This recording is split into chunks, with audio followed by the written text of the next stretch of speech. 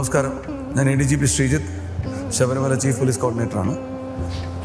ഈ തവണത്തെ മണ്ഡല മകരവിളക്ക് മഹോത്സവം ഇന്ന് തുടങ്ങുകയാണ്.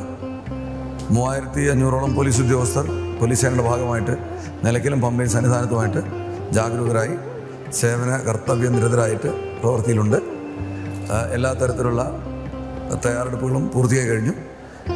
ഏകദേശം 30,000-ഓളം ഭക്തർ ഇന്ന് വൈകുന്നേരം ദർശനത്തിനെത്തുന്നുണ്ട്. 70,000-ഓളം വെർച്വൽ ക്യൂ ബുക്കിങ്ങും 20,000 സ്പോട്ട് ബുക്കിങ്ങുമാണ് ബഹുമാനപ്പെട്ട ഹൈക്കോടതിയുടെ നിർദ്ദേശപ്രകാരം നമുക്ക് അനുവദനീയമായിട്ടുള്ളത്.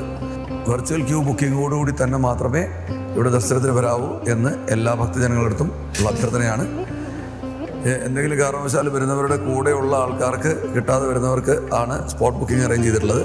അത് കൃത്യമായി ഈ എണ്ണത്തിൽ പരിമിതപ്പെടുത്തുന്നതാണെന്ന് അറിയിച്ചുകൊള്ളുന്നു. ഭക്തർ എല്ലാവരും തന്നെ ഈ പോലീസ് ഉദ്യോഗസ്ഥരുടെയും മറ്റ് ഉദ്യോഗസ്ഥരുടെയൊക്കെ നിർദ്ദേശങ്ങൾ അനുസരിച്ച് തന്നെ ദർശനം നടത്തി തിരിച്ച് സുരക്ഷിതരായി സ്വന്തം വസതികളിലെത്തണമെന്ന് അഭ്യർത്ഥിക്കുന്നു.